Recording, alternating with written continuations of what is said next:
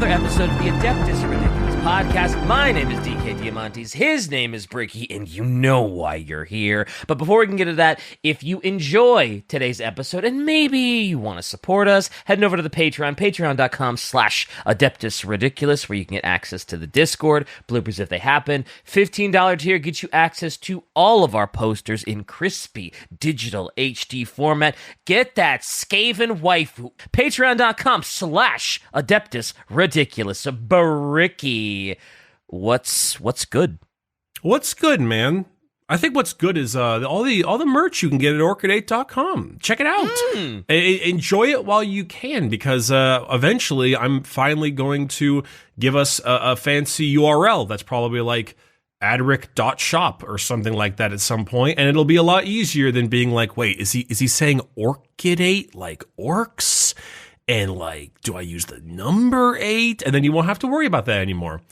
Well, and then it'll be lovely. It's a very easy trip down to the description to check the link. That is right. very true. That is very true. Just a little scroll, you know. True and valid, King. If I sound nasally, I apologize. I am at the end of my sniffly, classic, the general sickness from Anime Expo. I arrived from Anime Expo last week and was like, oof, feeling a little bad. And then went through the whole process, and now I'm just a little bit nasally. Okay, not too bad. It only took you a week to get better. So, considering AX or any con crud, yeah, not too bad. It's about par for the course. Oh, actually, speaking of, you've always been really good at impressions. Can you give me a Peter the horses here from Lois? I mean, I can certainly try. Okay, all right.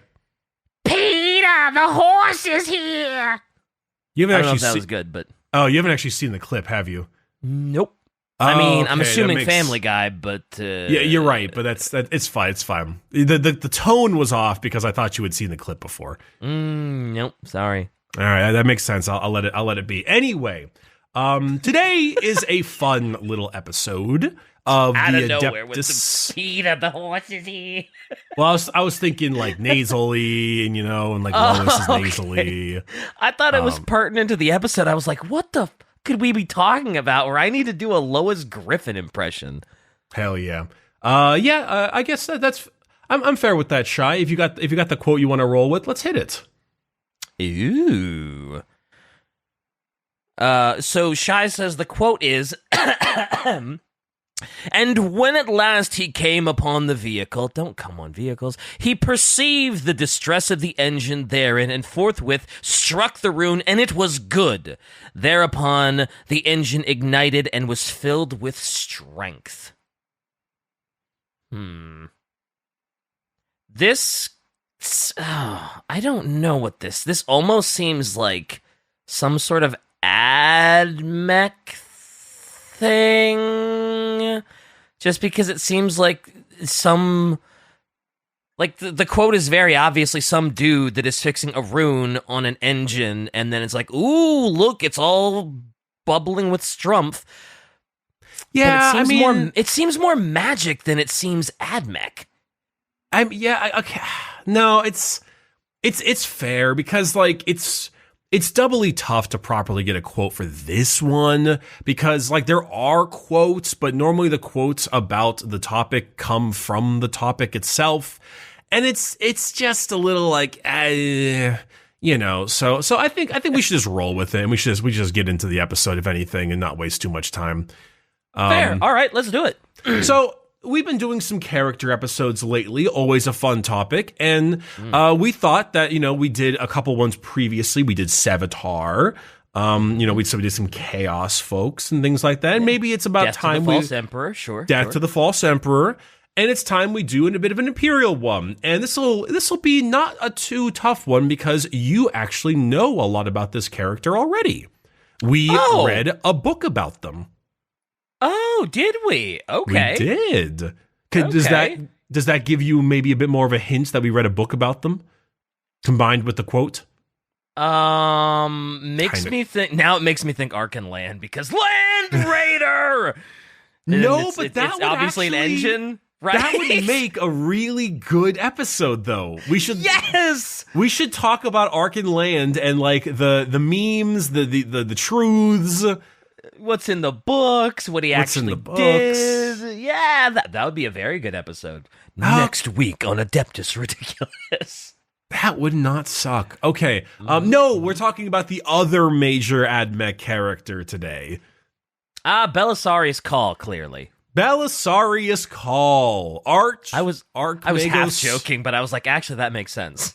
I mean, we did read a book about the guy. We did, yeah. Archmagos Cawl. Belisarius Cawl. Mad Scientist Cawl. Not Fabricator General Cawl. Nope. That's what he wants to be, right? Well, sort of. Sort of. And that's kind of what goes a little bit in this. Okay. I mean, it's a tough one, but like, okay, Belisarius Cawl, very popular. The belly boy. Well, he does have like the funny belly. He does. He does a little bit of, and he has more attachments than an easily swooned girl. You got the vibe, but it needs salt to taste a little bit. Yeah, there. definitely needs a little seasoning, a little time on the grill. Yep. Yeah. All right. Well, regardless, so we did read Belisarius Cawl, The Great Work. It is I think we both left the book like okay on it. I don't think we loved it. Yeah, it was all right. I gave it like a B-, maybe a C+. I think I'm trying to remember. His great work was that he wanted to. Oh, well, I mean, if you don't remember the great work, then clearly it wasn't the staple of books. Yeah. So it had something to do with like Blackstone, right? There's a lot of things. The Primaris project was a big part of it. Yeah, I definitely remember the Primaris project, and he had the Primaris bodyguard that was constantly suffering, but was uber powerful. There's that. I mean, the great work, I think, kind of referred to like, it was kind of like a bit of a colloquial. It was utilized in a lot of different ways. There were a lot of things that were classified as the great work, but in that case, you could argue it's the Primaris Marines. You could say that it was the Blackstone pylons wasn't it to destroy the warp, actually? Yeah, I thought it was like to just silence the warp, right? With as much Blackstone as he could get his greedy little hands on. And then doesn't he... No, he didn't have a Catan shard. He tricked the Catan to come out of its shard and then like trap it in like an alternate space. Yeah, so spoilers. Way far away. Spoilers for Belisarius Cawl, The Great Work. We do have a book club episode on it. I mean, this is like the go-to book if you want to learn about Cawl. Mm-hmm. So it makes sense. This is just kind of like his book for the most part. But I guess anyway, I mean, it covers a bit of his old history. Actually covers quite a bit of his old history. And then it covers a lot of what he's doing in the modern time. So there's a little bit of that like back and forth for the most part. But yeah, we'll chat about him. So Cawl goes from way back in the day, which is the Horus Heresy, because the dude is old as shit. As all good AdMech are. Well, no one is as old as Cawl. Cawl, he's the oldest? Yes. Most AdMech tend not to reach past like 1,000 to 2,000 years old. Because then their enhancements start to kind of go on the fritz, and then things general malfunctions and general malfunctions. They kind of like lose their mind a little bit. But that is left of it. What's left of it? But that is a canon, real GW photograph of Belisarius Cawl as a younger man, working on stuff. He's just a guy. He's chilling. He's just a dude. He's just a scientist dude that's got he's just a guy. He's just a guy. He's got like little protractor fingers, and he's got a little eye gadget and all that kind of stuff, but that's just Cawl. And Cawl was born back during, like I said, the Horus Heresy stuff. He was one of the many vat-grown AdMech people. A lot of people that are birthed into the Adeptus Mechanicus, early tech acolytes, are actually vat grown and often already at adolescent age by the time they arrive from their vats. Little known fact for that one. Most children normally take a little bit of time to like kind of get used to the world, but Cawl, because he's the big smart one, absorbed a lot of the data while he was being grown in the vat. So when he appears, he's already wicked smart. Okay. Wicked smart. He was born. Yeah. Go ahead. Oh, I was just saying, Shai said actually before the comments one, Cawl was born before the heresy and even before the Emperor came to Mars. Oh, sure. But like, I'm referring more to like his time in the heresy. But yeah, he was born before them. It's just often easy to describe Cawl as being 10,000 years old because that's like the time frame. But yes, he is even before that because he spoke to the Emperor himself at times, which obviously happened pre-heresy. Yeah. Is there anyone older than Cawl, like, period, other than, like, I don't know, a chaos god or, like, a demon? Like, is there... Like, he is literally the oldest, period. Are you referring to... Are you referring to the universe, or are you referring to, like, the Imperium? Let's say the Imperium. He's got to be, like, the oldest living Imperium person, right? Well, there's the perpetual nonsense, so there's a bit of that crap. But we don't subscribe to that perpetual bullshit here. We don't love that, so we tend to put that aside, despite how much they're stuck in there. There's Big E, I guess you could say Big E. Well, do we count him as I guess he is alive. Air quotes. We count him as alive. He is alive. Sure. I mean, we can sense of the word. We can debate it, but for the most part, all that matters is that Cawl is really, really, really old. Okay. And that's all that matters the most. I was just curious how he felt about the Imperium, because he's seen just how far the Imperium has fallen from like what Big E wanted it to be. And I was like, how much does he care? That's the funny part about Cawl, is that you might say that parts of him care, but then sometimes parts of him don't care. And then he chooses like a various type of personality of which actually does care. Like there are parts of the doctrine that he fully subscribes to. Like he 100% believes in the machine god, and he believes that the Emperor is the Omnissiah, i.e. the prophet of the machine gods. So like he still believes in that stuff. He's still Admech to that core. But obviously we talk a lot about Admech, and we talk about their Cawl's propensity for not giving much of a shit about a lot of the Admech doctrines, but we'll get to that in a moment. Yeah. He's a rule breaker. Yeah, but I mean, like many members of the Admech, he believed in the importance of the human form and the human soul. Without humanity, no matter how many modifications you make, you need to keep that part of you that is human. That's why Necron's an abomination, and yet a dude who's like barely even a brain is not an abomination. Of course. Because they're slightly hypocrites, but that's the fun part of Admech, and that's why we love them. Yeah.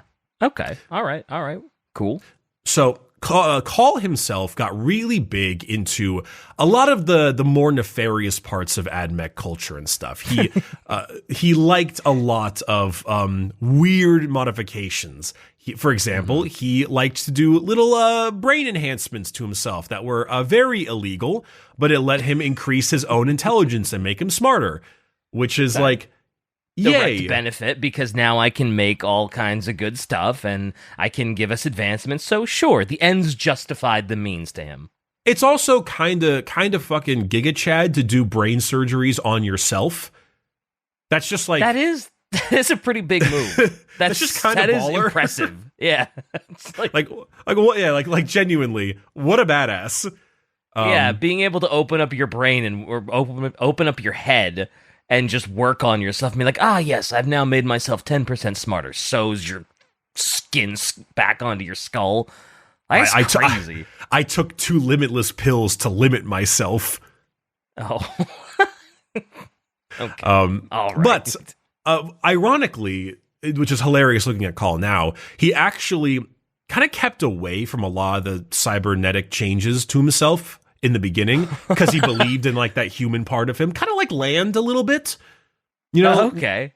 Like Arkin Land wasn't that crazy tech priesty with how he looked. Mm-hmm. I mean, like, look at that picture of Cawl, right? Like he's still got most of his face. Sure, he does. But yeah, you saying like, oh yeah, he cared about his human stuff. He didn't have too many attachments. And the Cawl that I know, it's like, what? That boy has so many arms and legs and axes and mechadendrites and his bottom half is like a giant freaking metal centipede thing. That man cares about his attachments. Don't tell me anything about that. Damn. So, but not again, back 10,000 then. years. Yeah, not back then. I always forget about Arkin Land's insane goatee. And his monkey. His monkey. I always we need to do an episode on Arkin Land, but yes. But yes, so at the time though, and you may remember little bits of this during the Great Workbook, but before that, he had this old lady he worked with, I believe was a mistress as well. I think they might be like kind of boinking.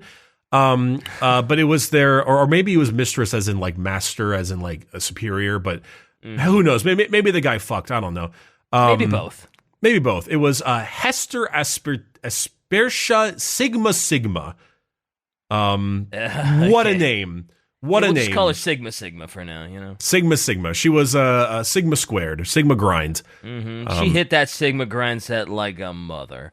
She she was a Magus Domina of the Mechanicum at the time, and she was really good at cloning and something known as soul merging, which I think is not as literal as it is, more so like a mixing of personalities and dominant personalities, not like not like Necron souls. Right. That was a big part of the book. Fair. Yes, it was. I'm starting to put the pieces together. I'm starting to remember little bits about the Great Works now. Okay. So she defected to Horus during the heresy. Cawl feigned defecting as well, and eventually found himself being able to kill Sigma squared, destroy a lot of the clones, and then download all of that knowledge of cloning and soul merging for himself. You may, I think right after this, you may remember the part in the book where him and one of his close advisors, a gentleman named Friedrich, were trying to make their way back into Imperial space after fake defecting, and the Imperials were like firing on them, and they were like, God damn it, what are we going to do? And Friedrich is kind of like the scientist character and like freaking out. They're all going to die. And Cawl is cool, calm, and collected. Like, don't worry, I got this. Yeah. Cawl is also like goofy guy. Yeah. Like he's the overconfident main character. Well, he's also like the main scientist character because he very much has that kind of jokingly, kind of old man, jovial, wacky wahoo, fritzy Dr. Frankenstein hair kind of vibe to him. Yeah, definitely mad scientist Cawl for sure. But Friedrich and himself made their way back and continued their work during the heresy era, which eventually got to the point where they went under the, would you call it like, I don't know. I guess you could call it like not subservience, but more so like I don't know, tutelage, that kind of thing. You could call it Cawl, really. You could call it Cawl. You call it Better Call Cawl. But Better Call, yeah. Though that would be a good like. You know, like this Better Call Saul 3D intro. It's just like Call's face and like bow. Cawl would probably make a great lawyer too. He'd make a fantastic lawyer. Oh yeah, he'd outthink the system. Yep. Shai, I'm going to jump to that when we talk about Sedaine. Which, speaking of, this was the tutelage of underneath Ezekiel Sedaine. Now, Ezekiel Sedaine, you may remember a bit. He was a little part of the book. And he was just a incredibly good human scientist back in the day. He met the Emperor, was, you know, like, was kind of, I think at this point, like just a major lord geneticist. I think he worked along with like Ambar Astartes, who helped make, can you guess? Astartes? Wow, we've done it. We've done it. But love you, Games Workshop. Doesn't old Astartes end up getting little bodied and try to be like, I don't like this, and then tries to like stop it, and then gets killed, and then the Astartes get made anyway and called the Astartes because, haha, we still did it, loser. That's for a whole other episode. Okay. That's for a whole other thing. But point being, Ezekiel Sedaim was part of that giant, super important geneticist division to help make the Primarchs and the Astartes and do all that crazy crap. However, Ezekiel Sedaim had really bad case of old man. Oh, right. Zidane was the one that was juicing himself on Xenos blood or something, right? To prolong his life, even though it was like super painful or something. It was doing the most rejuvenant treatments possible and eventually just straight up could not keep it up. So he wanted to continue the Emperor's work and achieve immortality, and by doing so, use soul merging and cloning with Cawl. And if you may remember, he attempted to do this by going up to Friedrich and shooting him in the goddamn chest. Yeah, and yep, and being like, well, there's only one way to save him. Yeah, you gotta merge your mind with me. I'm the only one who knows how to save his life. Yep. And so they do the mind merge, but Cawl, being as intelligent as he is, was like, nah, I'd win. And then he did. And then won and became the dominant personality, with Sedain now and their personality permanently buried somewhere in Call's enormous consciousness. Yeah, no getting out for him. So it's not quite like the brain upload from Soma. Because that's just what Shai said before, and it's not quite, because in Soma, it's a coin flip. Like, you might be the one that moves on, you might be the one that's stuck in the facility that's about to blow up, right? I thought it wasn't a coin flip. I thought in Soma, it was, like, literally just a copy, and, like, it's just a copy. Like, the U version will always be the problem. I thought they said it was a coin flip, and it just... Or at least I thought they said, like, in the dialogue, like at the end, they were like, "Oh yeah, it's a." Oh, does he say it's a coin flip just to kind of cope with the fact that he's the one that's stuck in the facility that's about to? That was my biggest issue with Soma. Okay. Yeah, my biggest issue with Soma is the simple fact that they were like the guy just kind of forgot that he was told that it's a copy, and he just like tried to cope with it. And then it didn't work. Got you. Okay. Yeah, I guess I always thought it was actually just a coin flip. I didn't realize that was just a cope. Yeah, no, I mean, like, in a sense, you could argue it's a coin flip in the sense that, like, well, the personality that arrives afterwards is going to think that they're actually the person the whole time, but they're actually not. But, like, the you that goes into sitting in the chair to do the upload will never, ever be the one who gets the upload. You will just be gone. Got you. Okay. The thing about Cawl is that he has all of these personalities, but in reality, these personalities and the people that he, like, merges into his consciousness, it's like digitally uploading an entire copy of your brain and your personality into your body. Yeah. Okay. It's very strange. Yeah.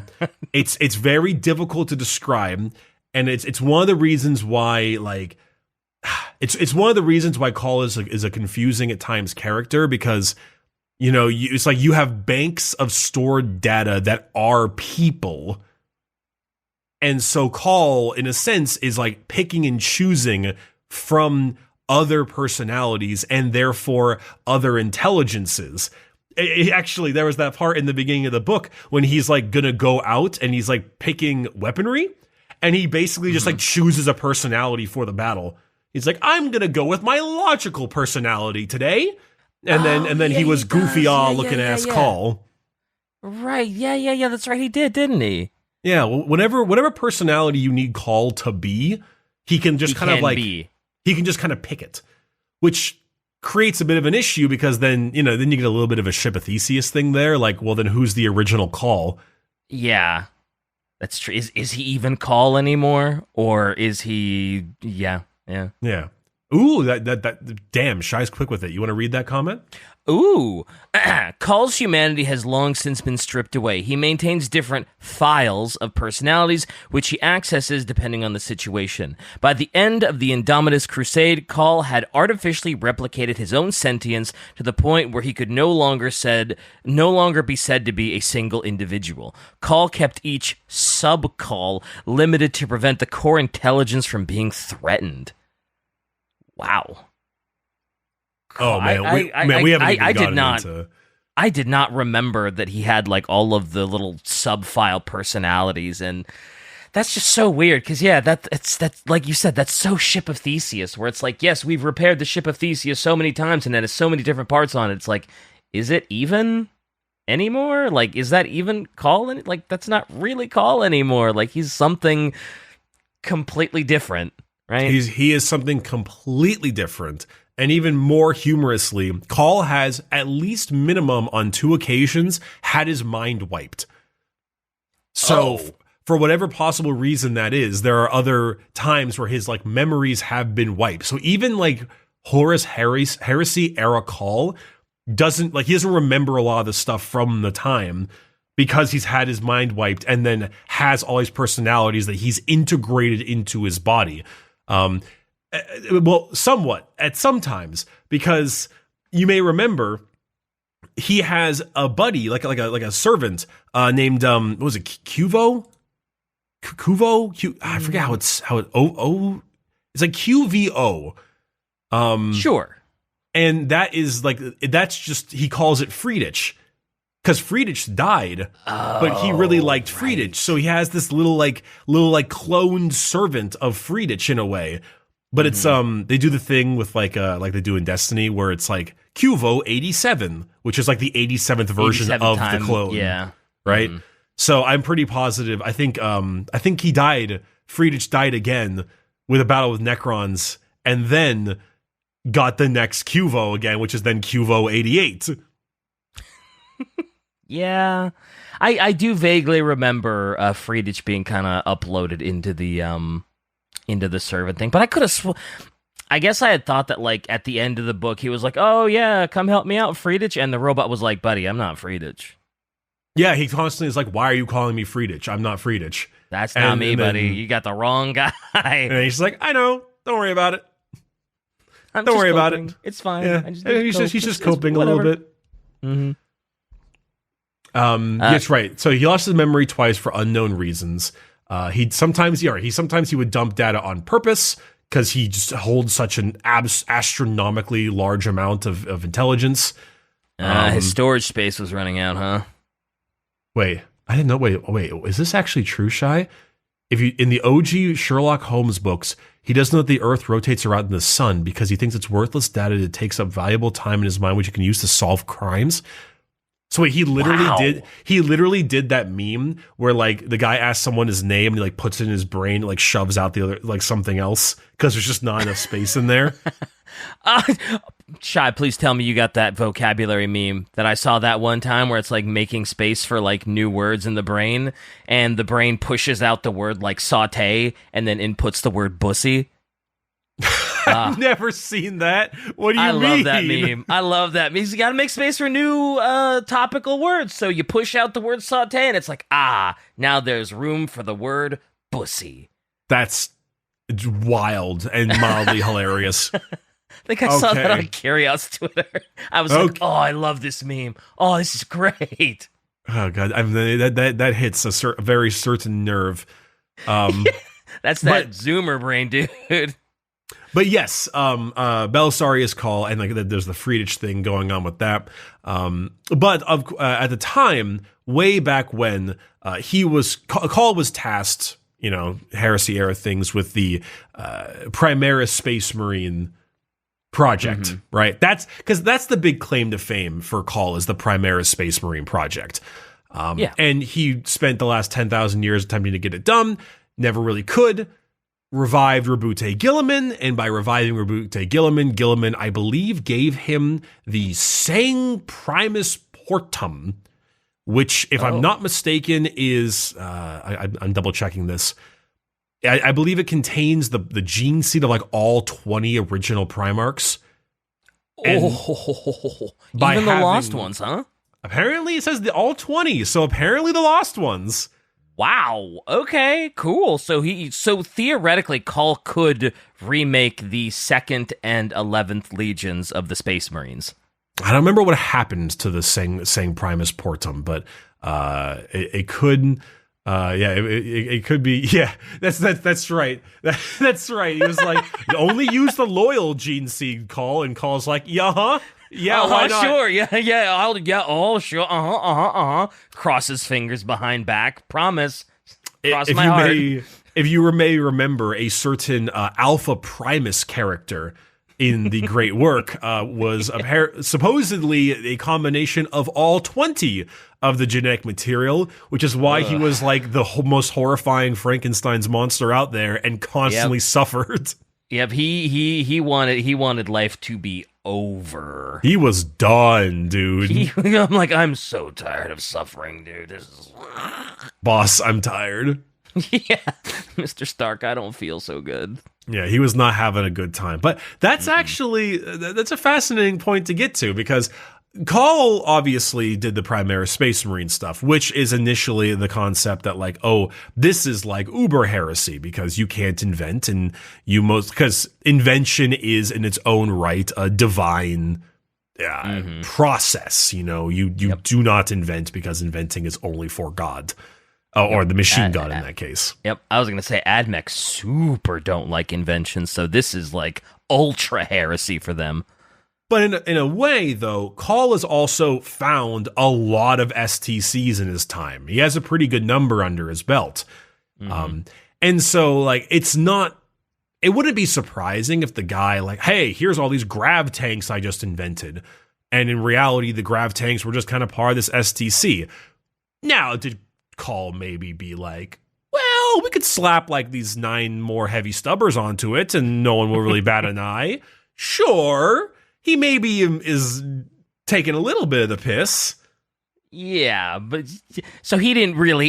It's possible he didn't invent the grav tank. He just added attachments to it. Sure, and pretended it was his.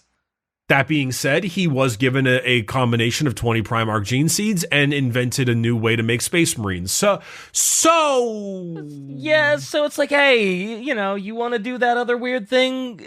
I guess we're cool with that, but you better do something great with that gene seed. And he does. He does. So the scales even out. It's a weird thing about talking about Call's use of heretical means, because on one hand he has used Xenos tech. He worked with Trazen for some of the Necron pylons. That's right. He did work with. Yep. Okay. He used Ynnari stuff to help revive Guilliman. He's done a lot of that shenanigan. That's a no. But he has also found a lot of STCs that he can point to and be like, nuh-uh, I found it from this thing over here, which is its own weird thing. Yeah, Cawl is a weird balancing of the scales. Also shows the kind of the hypocrisy of the Imperium, right? Where it's like, no, these are the laws. And it's like, well, except when it benefits us. Then a little heresy is okay, because, boy, we sure do like the Primaris Space Marines. And, boy, we sure do like this stuff that Cawl gave us. So, I'll give him a free pass. That's the weird part, is that for the if I had to point to the single thing that keeps Cawl from getting his ass eaten out by everybody, it is 100% Guilliman. I love because he revived him, so Guilliman would go to bat for Cawl, wouldn't he? It's not even going to bat for Cawl. Guilliman thinks the dude is a weirdo, but it's the fact that Guilliman is sanctioning his things. Okay, gotcha. I remember this. I was thinking this exact same thing, Shy. You want to read this? It's great. Oh, sure. It's great. Shy says, my favorite result of Cawl bullshittery with Gene Seed he wasn't supposed to touch are the Sons of the Phoenix. Imperial Fist successors with about 60 quotes around them, who loves purple, Phoenix, uses wing symbol. They love showing off and love attention, and literally surrounded by groupies and fans on their crusades who cheer them. Hey, Cawl, you sure these are Imperial Fists? Okay, sure. It's so fun. I mean, it's actually kind of funny too because they have like a 2 on their knee pad. I know that doesn't identify their legion. I know that because a 2 would be the Forgotten Legion. Yeah. But yeah, brother, these are Emperor's children. Come on now. I was gonna say these are not second. It's third Legion is Emperor's children, right? Damn. How did you? That's like one of the harder ones to remember. What can I say? I'm just impressed. What's the first Legion? Some of us are just built different. Dark Angels. Ah, nice. All right, good job. Let's go. Good job. Built different, baby. Built with the 3rd gene seed. Yikes. But Cawl, because that's one of the big things to talk about with Cawl, because you talk about his personality and his weirdo combinations of multiple personalities, the dissociativeness, whatever of it, the mad scientist vibes, the goofy old man, frizzed hair, 1940s scientist memes. You get all that kind of stuff with Cawl, and then you give him a massive amount of political power.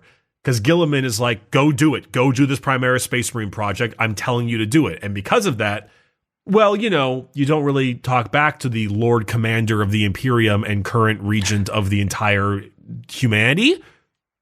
Yeah, kind of hard to talk back to him. Be like, you're doing it wrong. It's like, hell I am. Yeah, hell I am. I have Guilliman's permission. Get out of my face. Go take it up with him. And it's like, nah. No, never mind. Just JK LOL. Yeah, I mean, people don't like Cawl. The AdMech do not like Cawl. They don't trust Cawl. But also, some of AdMech really like Cawl because Cawl, in a sense, is getting all of what he needs from the region of the Imperium, which is Guilliman, which in a sense is the son of the Omnissiah, which is a pretty big title, Yeah, if they believe that Big E is the Omnissiah, it's like, well, if Guilliman says it's okay and he's Big E's, I don't want to say his favorite son, but he is his son of him, yeah, you kind of just go with what he says. Yeah, it's like, well, God's not giving me these orders, but Jesus is, so like, I think that's good enough. It's good enough for my book, yeah, sure. Or I guess in this case, it would be more like the son of Jesus. Because the God is the machine God, and if the Omnissiah is the prophet, right. Yeah, it doesn't matter. It's semantics. Semantics, yeah. That's neither here nor there. You get the idea. You don't say no to Guilliman if you're AdMech. You don't say no to Guilliman, despite all of the heretical processes. Though, we got. I mean, I know Shai's waiting for this, but we got to talk about the Cawl Familiar. The Cawl Familiar. It's really funny. Also, before we do, where does Cawl keep all of the Primarch gene seed? Because that, if Chaos found out that Cawl had every Primarch's gene seed at his beck and call, he would be target number 1. So he's got to keep that thing under the craziest lock and key ever, right? It's almost like not even worth trying to figure out where, because he probably has like 14 contingencies for his contingencies for his contingencies. Because it's the most important prize ever. Though it wouldn't surprise me if he kept it mostly like under key in, I don't know, probably like Macrog's. What's the name of his damn ship? The something of Macrog. Oh fuck. Macrog's Honor. I'm pretty sure that's like Guilliman's flagship, so I'm pretty sure he'd probably put it there. Or maybe maybe it's on Mars, or maybe it's like one of his other 15 planets that he stores random crap in. To be fair, just putting it right in like the center of Macrog, where it's completely defended by Ultramarines that would never second guess him because, oh yeah, you know, Papa gave him the okay, would probably be a pretty good place to store it. Oh, not Macrog. Macrog's Honor, which is the flagship, the ship, right? Of Guilliman, which is also pretty good. Yeah, that's pretty good to have Guilliman himself safeguarding it. Also, solid decision. It would definitely, actually, come to think of it, the novel Gene Father would have actually been a pretty good sequel to this little episode as well, because Fabius Bile is, you know, attempting to get a lot of that stuff. Yeah, I was going to say, if Chaos knew that all of the Primarch Gene Seed was up for grabs, they'd be like, you know what? We should crusade a little bit, don't you think? Yeah, Bile was able. Yeah, so there's a little bit there that Shy is posting, though I don't really quite want to read it, just for like it's like probably spoilers for Gene Father, which did just come out in like October of last year. But a major part of Gene Father is Bile trying to steal the Gene Seed and all the stuff from Cawl and all of his fancy stuff. So yeah, that that is a big part of it. Sure. But I got to talk about the Cawl Inferior, because it's so fucking funny, dude. I don't know. It's just it's like the Cawl Inferior. Okay, so Cawl has created a device to emulate himself. He has created a version of himself specifically to communicate with Guilliman in the stead of himself as Call's off going doing his own shit. Right. Okay. Now I reading the way to get to the Cawl Inferior is absolutely hysterical to me, because it feels like a Family Guy skit where Peter is going through like I remember this. There's like an old Family Guy skit where he's going to go to like a porno mag. And he's like, it's like hidden behind like 14 Mission Impossible doors. Oh, yeah. It's basically that. It's wild. Okay, so I've got to read this like verbatim. Located deep in Macrog's honor, the entrance to the Cawl Inferior starts at the personal quarters of Roboute Guilliman. In a hidden space within the quarters is a gene-locked elevator with weapons to kill anyone but Guilliman. Then they do a retinal scan, and then once you're inside the elevator, the protocols get more intensive, including arcane devices and weird armatures to test Guilliman's body, mental state, and spiritual aura. He needs to be maxing. Then the elevator maxing. He's got to be spirit maxing. He's got to be warp maxing.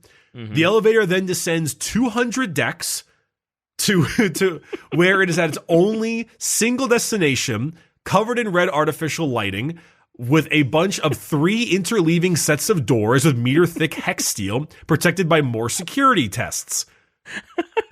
Then, the inner chamber is 20 meters across and smells of ozone oil, curdled milk, and blood, with a grilled floor covered in humming machines dividing the two. From this, it leads to a tiny quarter where the Astropath Prime, a guy named Guidus Lucenti, his name is Guidus, are you shitting me? Is in the gate. I'm going to Guidus you to him. And then once they meet, the doors then comprise of 3 massively thicker doors in sequence to enter the area. This is the Family Guy skit. And then in the Cawl Inferior's components, there are 20 separate severed human heads in glass, servitor heads in glass tanks surrounding the area, covered in tidy little cables and plates. Once they arrive, they then light up in like a yellow vat, and all the heads like scream for a little bit as they're turned on. Oh no. And then to operate, I'm not even close to being dumb. And then to operate it, you interact with voice commands. So Cawl Inferior requires both Guilliman and the Astropath gentleman Lucenti. Lucenti begins a command initiation sequence. Both identities are verified. After that, both are gene scanned. After that, a code from Licenti is required, in which Guilliman is then put a sound barrier over so Guilliman can't hear it. If Guilliman tries to read his lips, he's flashbanged, which is... so that's happened before. If right? How else would you know he gets flashbanged? He must have tried at some point. He gets las-strobed. And so once that's done, the dampener is lifted from Guilliman's head, to which Guilliman then states his own code, which is a sequence of nonsensical words that change depending on the date. And then the servitor heads open.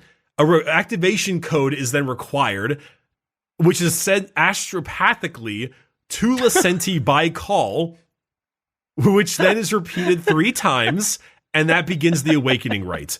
And then Licenti leaves to give them privacy. It's so fucking funny, dude. Oh my god.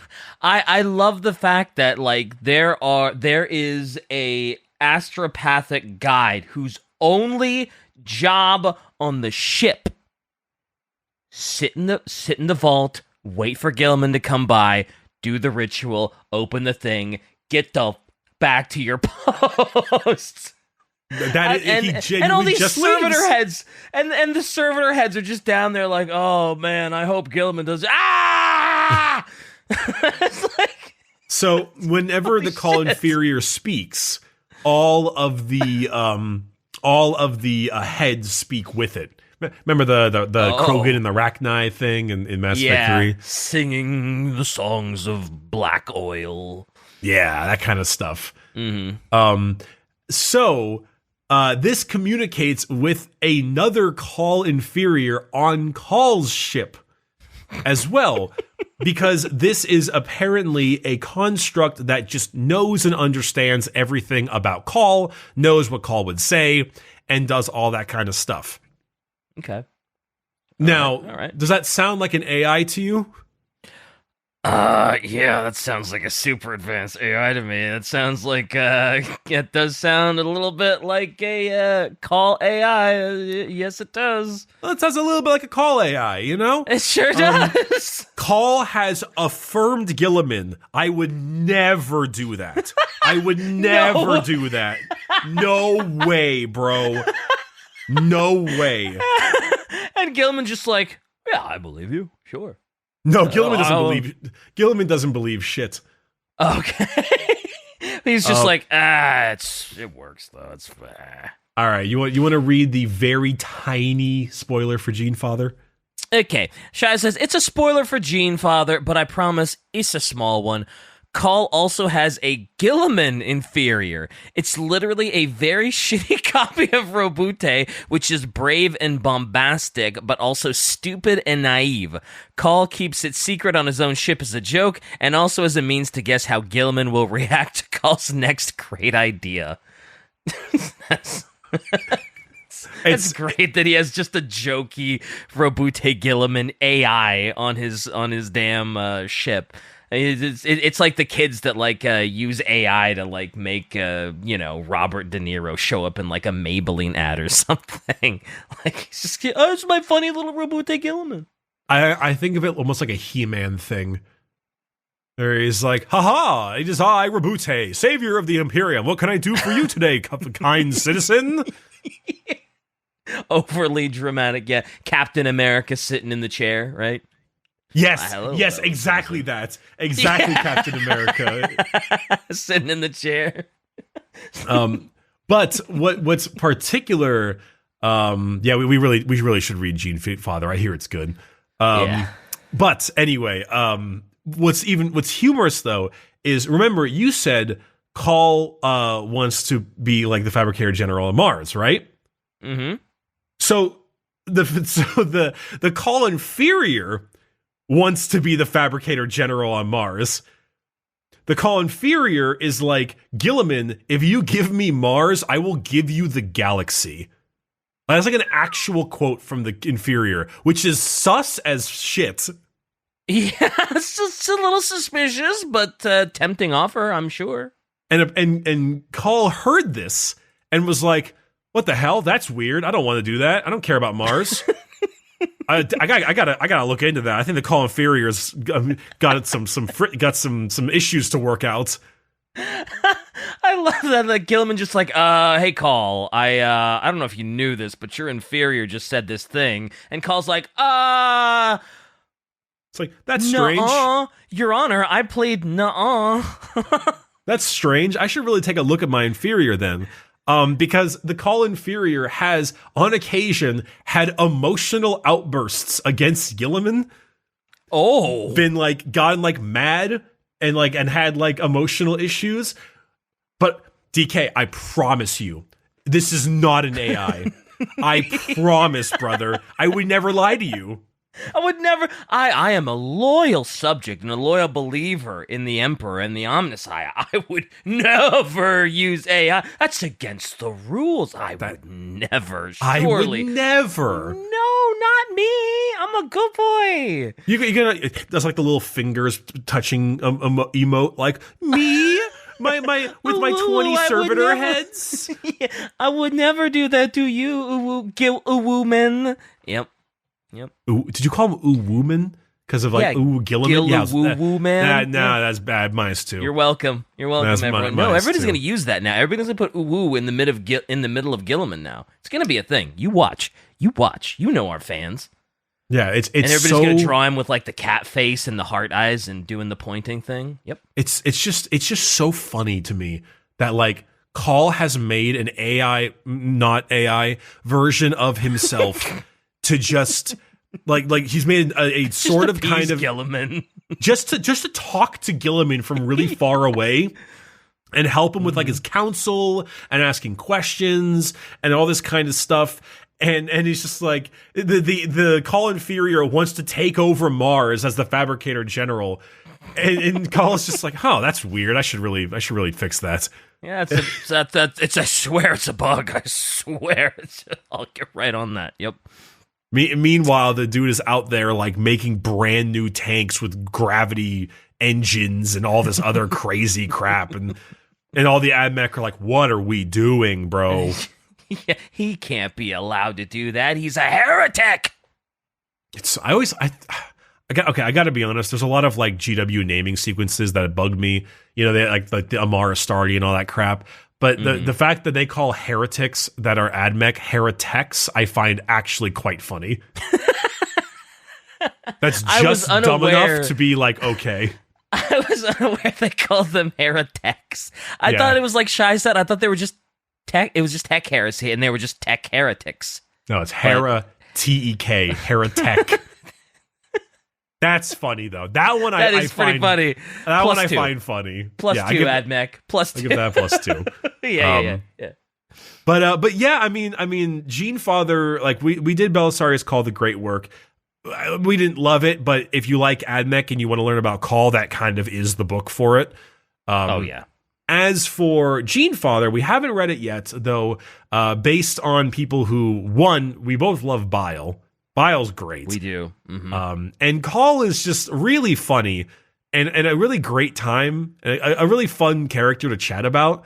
I think it might be something that we've got to put on the list at some point soon, because that is the next step for Cawl in general for like lore. Mm-hmm. I mean, right now I think he's like doing a super weapon war with Vashtor and the Silent King, so there's also that. Man, that's got to be one hell of a show, watching those three try to out super weapon themselves. Whew. It's a time.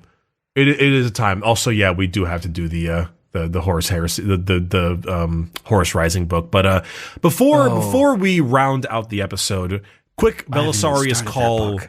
Well, yeah, we always do it like the last week so we remember. Yeah. Quick Belisarius Cawl on the tabletop stuff, just because. Oh, good call. Yeah. You said it twice, and then I saw the gears turning. Yeah. The steam started pluming, and I was like, oh. Mm-hmm. But I gotta show this real quick. I painted Cawl. He's a nightmare. Oh, wow. Did you really? Jeez. Yeah, he's absolutely ludicrous. I need to find an image of him, in a different image of him, because it doesn't really go or do much credit on how big he is. Because imagine for that would be one of those minis where just like you just base the whole thing in silver, and then I guess you go in and pick out everything that shouldn't be metallic. I mean, maybe a little bit, but like even with that. I guess you could use like the why am I drawing a blank on the spray gun, the paint gun, the airbrush.